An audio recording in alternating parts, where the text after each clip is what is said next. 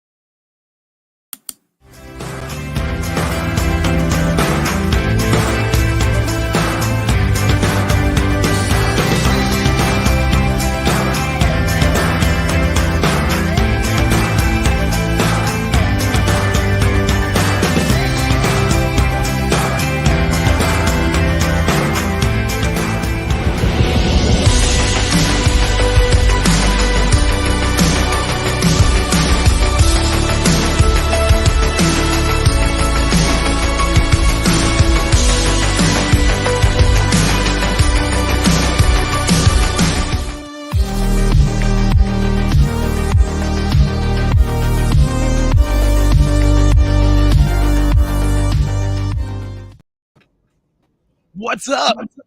How's it going? Hola. Welcome to I Must Ask You a Question. I'm not James, but that is Jen, and we have Michael with us. James is actually he's it's tax season, and his day job is taking him away from us. So, but how you guys doing? Damn the IRS.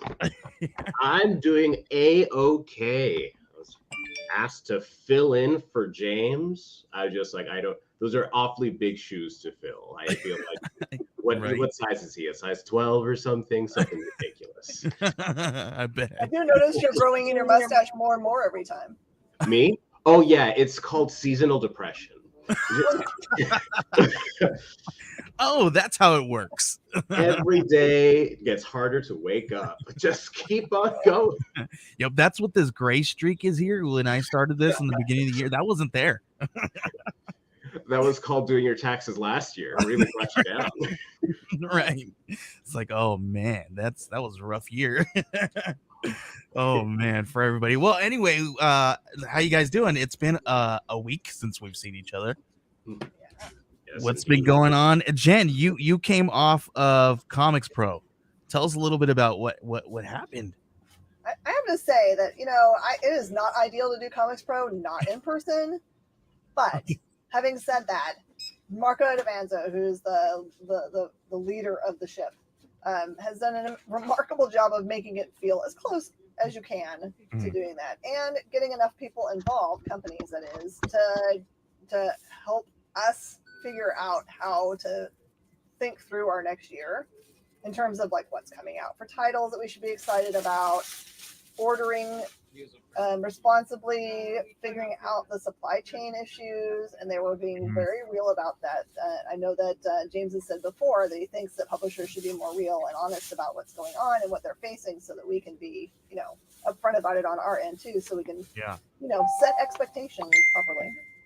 And I just say that they provided so much time for us to have like breakout rooms and like just talk to other retailers, because it cannot be overstated the amount of importance there is to sitting in a room with people that are also every day doing the grind that you're doing, because no one else understands it. It's just like police men and women only really understand each other, or factory workers, or any industry. You don't truly have your mind wrapped around what it's like to be in that industry unless you're in it.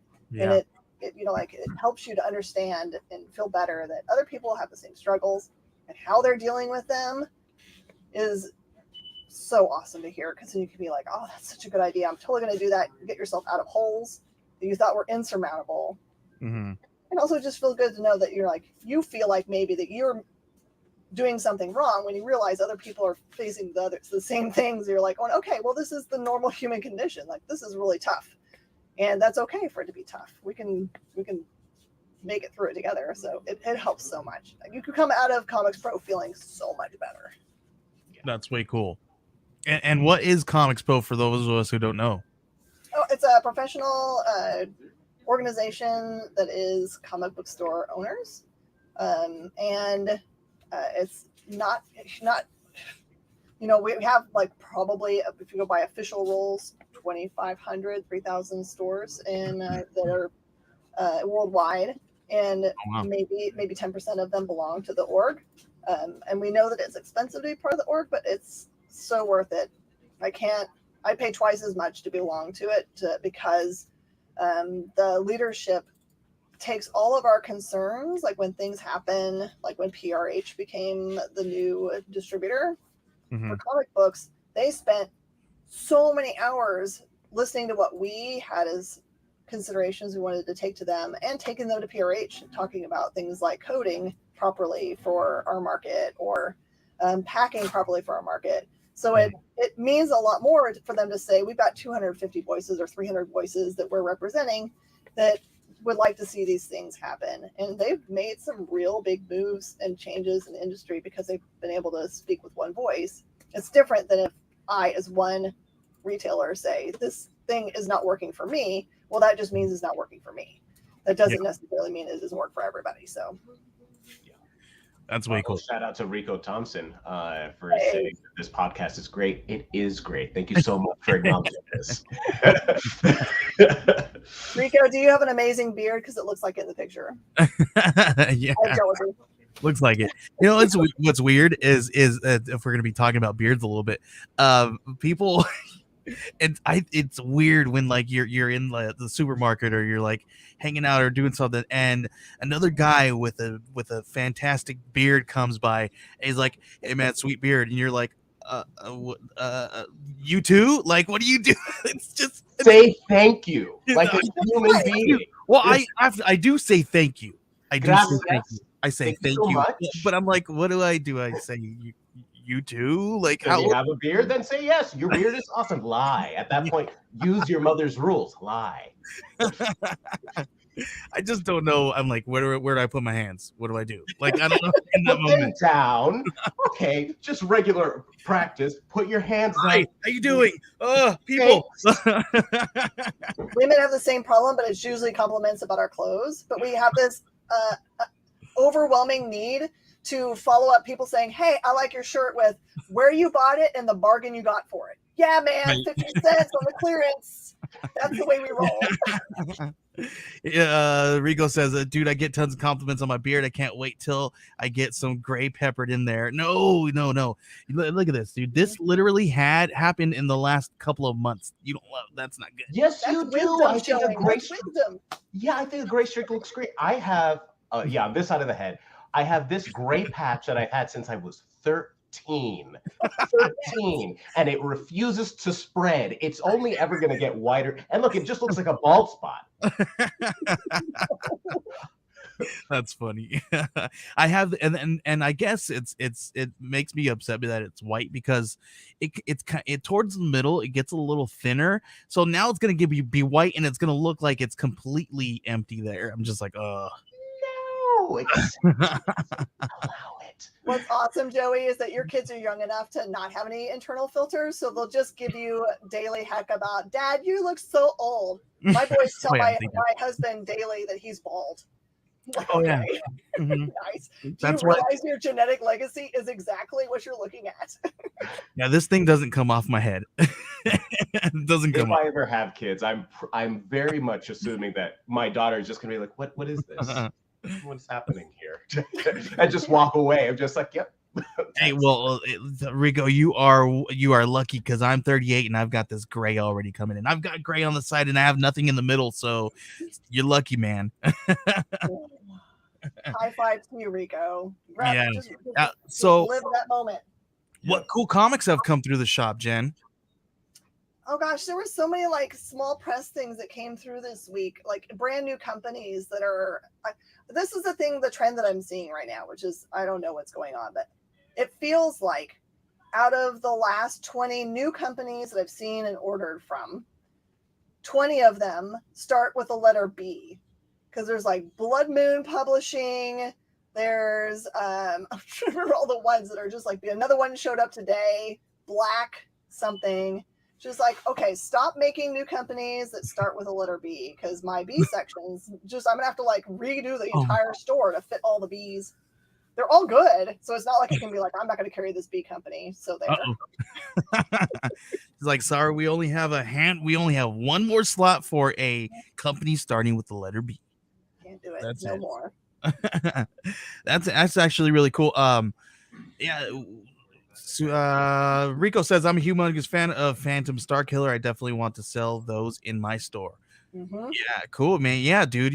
Reach out. We can definitely work with you and get something in there. We have You need to get in there soon because you're going to get in too late for the next part in that whole series. Baron, whatever his name is, because it's a crazy name. Yeah. We got there's all kinds of cool ones coming out from Killer Bootlegs, but we have Scout's got tons of books that just dropped today as well. All kinds of really cool stuff that's been dropping all over the place. Like everybody was going nuts with all the paper shortages, but now you're getting bombarded, guys. So how are you feeling? Personally, I feel attacked. I know my wallet feels attacked because whenever it's always everything always when it rains, it pours. That's the name of the game for literally every industry, I'm sure. When there's a game shortage and then all the games you ever wanted to buy come out in the same month, and I'm just like, I can afford rent and maybe a ham sandwich, but I guess I'm selling one of my kidneys again. So it's just like when it comes to this month, I'm looking forward to buying as many as I possibly can without being foreclosed on my home. Same here. I'm like, which kid am I not feeding today to get this book? It brings me so much joy to see the creator of King Jira like posting on the daily about how excited that he is about the sellout of his book and all the people that are carrying it and giving him like reviews for it. It was a joy to interview him and to see it like translate, because he was nervous that it was, because it was before release day. It was on Monday when I talked to them. It's just like everyone I know except for us, because we buy in pretty heavily, is out of that book. Yeah, it's a really good one, and I've been talking about that one for quite some time now. As the moment that they acquired it, I was like, ooh, people are gonna love this one. And it is. As soon as it came out, everybody was all over. I think people were kind of maybe a little bit slow on it because it took a week and a half almost for everybody to kind of pick up on it. And I think it's also a little bit interesting because, I'm direct with Scout, so I get it at a different time than maybe other stores did. So maybe I'm seeing kind of like this weird wave. It's the same for Cult of Icarus. Like I've had other store owners message me and say, oh my gosh, I need Cult of Icarus. Do you have any copies? And I'm like, sure. And I don't even know if they've even try to go to the source yet. Yeah. Sure. Yeah. I'll hook you up. Yeah. And that one sold out too. So yeah. Cool, man. I mean, bring them on, but I'm just gonna have to take on another job just to pay for my comics. And that's okay. That's what we expect. I know, right? It's rough, man. It's rough being a geek. But so I know you just finished Comics Pro, and I know that can be a crazy adventure in and of itself. But remember when we were in Comic-Con, the one thing that I noticed was because there were less vendors there was a lot more space between the booths. What do you like? And this is a question that I wanted to ask last time, but my own brain got in the way. Now that we're in this, sea of change for Comic-Con, obviously COVID, everything affected that way. What would you want changed out of comic book conventions as a whole? Ooh, great question. I have a big wish, and I got it from there's a local convention that's really it's kind of like manga anime related, but I'm still going to go sit up there because although I've been telling show owners for years and years that I knew it was the truth, no one would ever do it. I was like, do you guys understand that the people that you have coming to vend there are just as much a reason for a person to buy a ticket from you as that famous dude from the TV show or that girl that as a voice actor? Like, there are people that come to cons just to shop. And if they don't have any idea what booths are going to be there and what they specialize in, they can't plan that stuff out.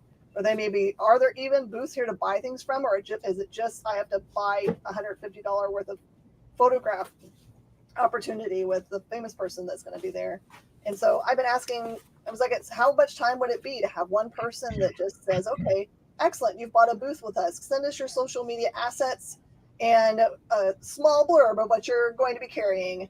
oh, you carry vintage movie posters and that's your specialty. Great, we'll put that up there because surely there's someone that would travel from a couple cities away to come and be able to see this amazing vintage poster collection. Yeah. So Nice. that's what they need to do. It's just such a simple thing, but they just don't, man. They focus on everything else and don't focus on, the people that give them the bread and butter, because really the dealer booths pay for the con. I mean, some people go to New York Comic Con with full on like hiking gear to be able to carry all the stuff that they want to buy.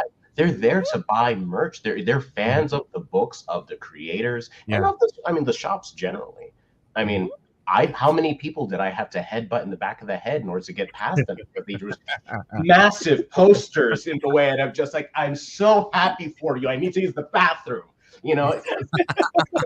Oh, that was a huge. And so this is part of my thing is just like, I remember in years past, conventions as a whole, getting from one point to another point, just traversing a hall to get to the place that you want to, can sometimes take like half an hour, 40 minutes, and they're not far away. It's just that densely packed that there's no breathing room. A lot of people kind of like give up hope. They're just like, well, I can't possibly survive that, so I'm not going to bother really taking in every single one. I have a mission to go to this one place and I'm not going to bother looking around. I feel like that's half the fun of going to these kind of places, like going to a big outdoor market for like furniture or whatnot. I want to see everything. I want the space to do so. Part of me is just like, let's just hold this thing outside. Let's choose a sunny day. Yeah, well, in Arizona, you don't want that. No. So we have Archon, and it's pretty cool. It's called they've gone through so many different name changes because of the whole thing with San Diego Con and all that stuff, right? We're not going to get into that, but they're pretty good, awesome, because I mean they have a little bit of everything, and I think what Jen was talking about, they kind of open it up to a lot of everybody, and they are just starting to accept more people. But the thing is that because I've been in contact with them and kind of been figuring things out, so it's crazy because they've had all these creators and all these vendors and all that stuff from the prior 2 years, but they've had to roll them over because they've had the cancellations, and then this year's the first year that they're going to be coming back in a way that they actually want people to come back.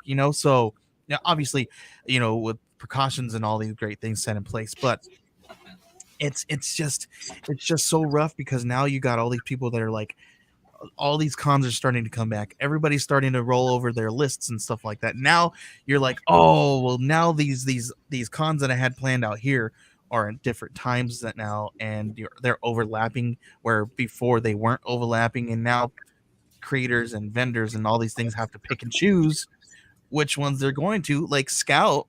That's what they're doing this year. They're having to pick and choose the bigger cons that they're going to, and leaving the smaller cons and the local cons to some of the creators of their own to kind of apply themselves and do that and go have their own tables and stuff like that and represent themselves and Scout however they want. But it's been rough. So do you guys? How do you feel like? How are you going to handle cons this coming up these next couple seasons, Jen?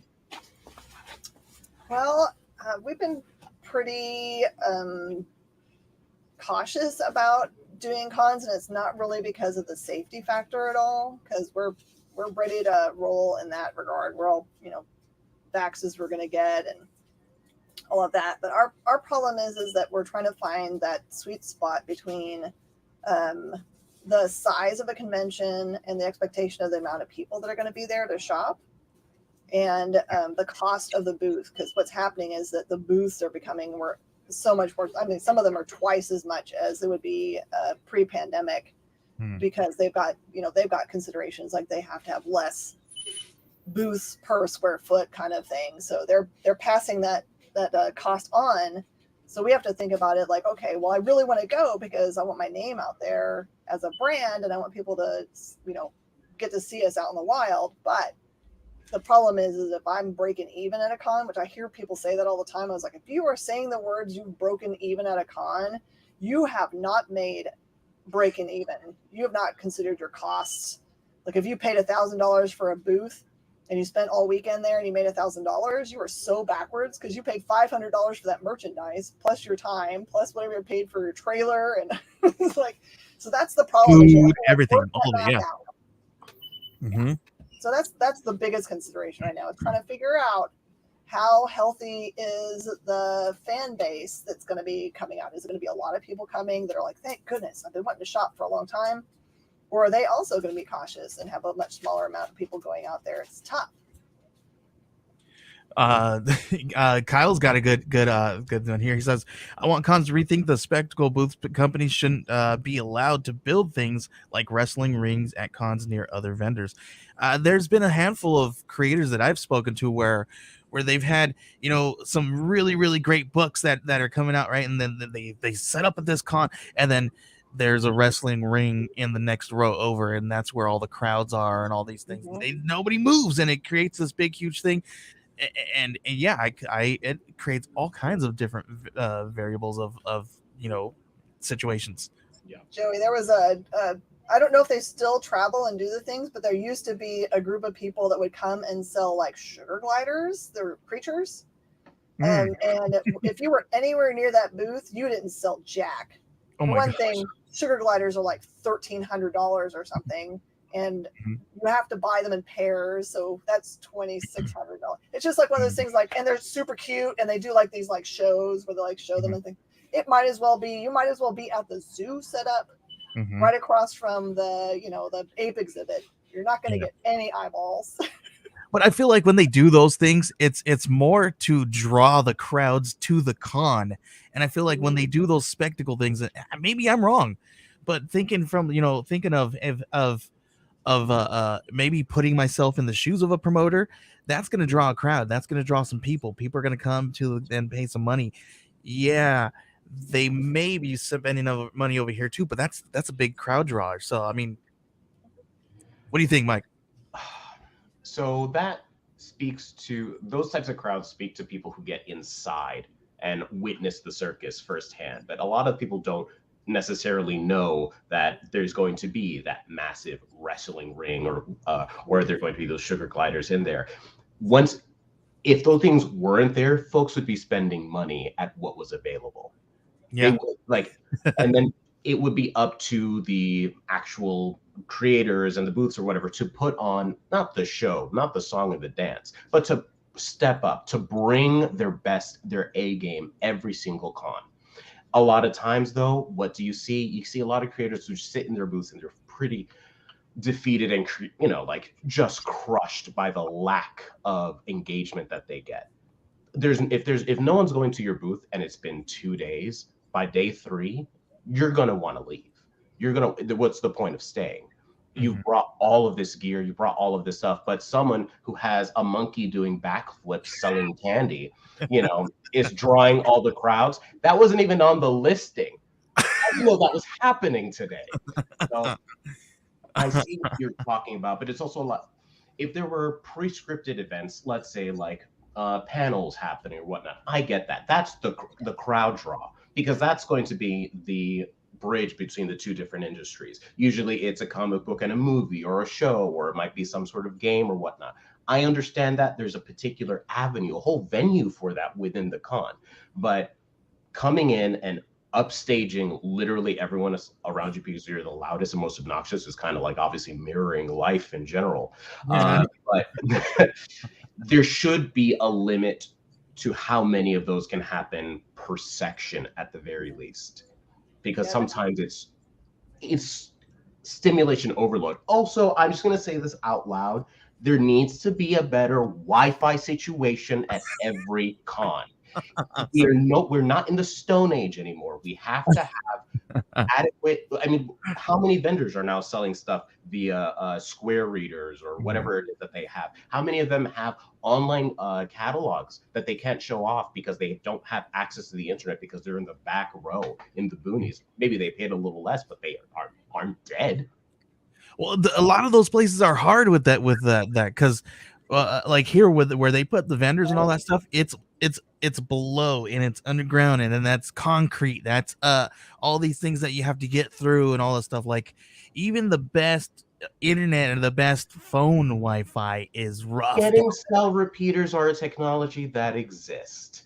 Getting them to A lot run, of money, they man. all cost money for sure, but it's an infrastructure thing that I feel. Especially, I can speak to, let's say, bigger conventions, which is usually what I go to, like Comic, like Javits Center at New York. You're telling me that they don't have the adequate amount of money to at least get 1 or 2 bars for everybody on the main floor, above ground? Yeah. The Yeah, other well, thing I mean, I want to address that I see people make mistakes about all the time is that, and it's across everything, like art creators, artists, vendors. I see this happen where they get to the con, they set up their booth, it looks amazing. They got the killer comic books or plushes or whatever, and then they sit down in a chair and look at their phone. And that says to a customer walking by, I am doing something, and if you want to talk to me, you are going to be bugging me. It's just a psychological thing that happens. So we at conventions, we don't even have chairs. We stand up the entire con, which also keeps you healthy, by the way. I swear by it. Like if you sit down, you get sick. If you stand up, you stay well. yeah. I usually hold a sign up saying, "Go away, you are bothering me." Listen, I'm cool with all those standing up and all that stuff, but I've worked a con and doing the artist alley stuff, working with talent relations, right? And that's a lot of fun. I'm just gonna say a lot of fun working with talent. I'm running around. I'm dealing with people's amazing fun attitudes. And I mean they're all great creators. I love them all, but I mean, I'm running around, I'm going crazy, and then when I do get some time to sit down, I'm like, oh, I can sit down, and then because it's not long at all, because there's gonna be another panel that I gotta go take a group of creators to, and then when I get to their booth, oh, they just left, and then they get lost in the elevators. Oh no! I have a really funny story where I had to take Scott Snyder, Greg Capullo, and all those guys to a panel, and I was like, okay, cool, I'll be back here. You guys panel, I'll be back. I gotta go make my runs. I'll be back here at this time. We all agreed. Talk to their handlers, talk to them personally. And I was like, okay, cool. Everybody's on the same page. I get there and they said, oh, they've been gone for a while now. They went to their panel. I was like, so I go get in the elevator, and sure enough, where I knew they got lost, there they were looking around. Opened up the elevator. I said, "Come on, guys! I knew you guys were getting lost. Come on!" So it's fun. You Fun saved the day. I saved the panel because they start. It was a panel with I think it was when they were going to be doing it was a panel with McFarlane here. He was doing some stuff, and they were all supposed to meet him there, and he had started already, but it was like, oh man, they were late. They got lost down in the in the maze. Jeez. So we it do looks at conventions. it looks like we're hitting about 28 minutes. Should we do the must ask you a question section? I've got a question. Yeah, let's do that. Okay, what was the craziest thing that happened to you guys at a con? Oh, Like the craziest or weirdest, or just like, oh man, that was a weird con. I Fun think moment. if I have to think correctly, it was at a Baltimore Comic Con a few years ago, and there was this guy dressed up. I forget, he was dressed in something green. That's all my memory will share with me right now. But I remember, he's staring at the booth, and I forget about him. It's just like, what's it called? He's in my blind spot. Everything's cool. And then I realized, wait, he hasn't left my blind spot in over 30 minutes. He's just been staring at us. And I'm just like, okay, cool. And eventually me, and I think it was Deneen or somebody, we were just like, hey, buddy, want to come over here and ask a question or something? No response. And then he starts to fully recite something from the Lord of the Rings. verbatim, and it lasts like a good 10 minutes, and then he's gone. And we were both just like, what the hell was Oh, that's that? Good for awesome. him. I'm hoping he was watching the movie behind his eyes the entire time, and he got to his favorite part, and then he just like, oh, love this. Love this for me. Those are my people. I love it. Jen, what is the weirdest thing that happened to you at a con? So many tales I could regale you with, but I will regale you with this one. Many years ago, there was a convention that took place in Galveston. That's not the bad part. The bad part was that it ended up taking place during an impending ice storm. Oh, and on Saturday night, there was a huge panel that I had coordinated with one of the actresses from Babylon 5 had said that she and Bruce Boxleitner had a true love of the show Galaxy Quest, which I do too. So we built this entire panel around the two of them, and she was going to come out in, I had made a costume from the show, and she was going to come out dressed as this costume person. And for some reason, everyone got to be in their bonnet, like 5 minutes from the panel, and decided they were going to line up in front of the office, the show office, to get their money so they were paid so they could leave town. And I was like, hi, this panel is totally built around you. Can you come, please? And Bruce Boxleitner's sitting in there being like, so what is this panel about? I don't understand what this is.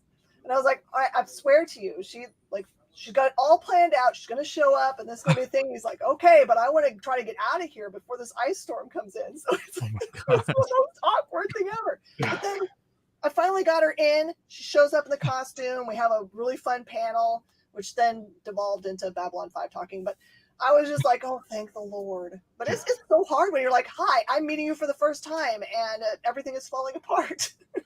We got this. those are this. that's how you know that's how it happens. I'm gonna tell you that along the same lines of what Jen is saying, and it has to do with the Capullo guys and all of them again. And at the same con. So I'm supposed to be taking them to a signing where all these VIP signings and all this stuff, people get some really cool stuff and a handful of amazing things that they like. So it's really cool stuff, and then personal time with them and talking with them and all this really, really awesome stuff. It was like $800 VIP package and all this stuff, right? So I'm like going out, helping them out, passing stuff out, getting them all set up, and it's time for me to leave and clock out because the people who are running the panel, they're all good to go, and it's my time to go. At that time, the fire alarm goes off. I literally have my backpack on. I've already clocked out. I'm literally like, I was sitting there at the back kind of listening to the panel because I was like, cool, I'm gonna listen to this cool panel. Why not? And then I'm kind of glad that I did because they were like, are you still clocked in? I said, no, clock back in because we need you to go grab them and then escort them out and stage them over here. And I said, holy crap.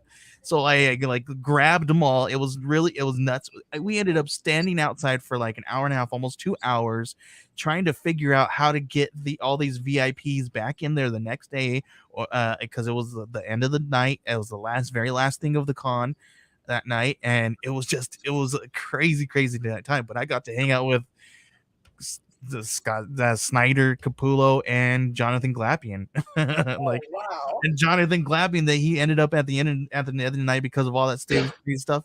He ended up dropping like thousands of dollars worth of like all kinds of really cool swag on me. I was like, dope, dude. But that's not what I was doing it for. I was getting paid anyway. Hey, spend the money. Do what you gotta do. And that's not the craziest thing that happened at that con. I think that was the same con that the Green Ranger tried to get, that almost got stabbed at. So that con was like, literally, that con was crazy. He almost got stabbed. They got lost, and it was nuts. Jesus. It was a fun year. You haven't lived unless you've just had some like mind-shattering moments at a convention behind the scenes. Right. Behind the scenes, yeah. Right, definitely. Cool. Mike, will you let everybody know where they can find you? Oh my God. You can find me at my house. You can also find me on Instagram.com/holyboredom. That's spelled HOLYBOREDOM. I have lots of pictures of my cat and a few of me. And you can find me almost anywhere: YouTube, Instagram. I might have a TikTok. Who knows? I haven't touched that thing in a few months. I might. Awesome. And Jen, they can find you where? You can contact me if you want to email me at ming4king@yahoo.com. That's the 4 is an actual 4. Yes, I love Ming the Merciless. It's my problem. Mhm. Or man, gosh, on CBSN on Facebook, or the Experience here on lots of shows. I love feedback, so if you have anything to say, like, oh gosh, Jen, I wish you would stop wearing your hair down so I can't see the cool domo on your shirt. Awesome. Fantastic. Will, I thank you guys for hanging out with us right here on I Must Ask You a Question. You can find me at Joey Gowers 1984 on Twitter and all kinds of other cool places. Just do a tippy tap type on your Googles there, and you'll be able to find me. Just don't look at the bad stuff. You don't want to know about that stuff. Anyway, we thank you guys for hanging out with us right here on I Must Ask You a Question. I promise you, hopefully we will. Well, I guess I'm not promising you if it's hopeful, right? That James will be hanging out with you guys next time. So we'll see you guys later. And I should have been pulling up the stuff while I was talking. Bye.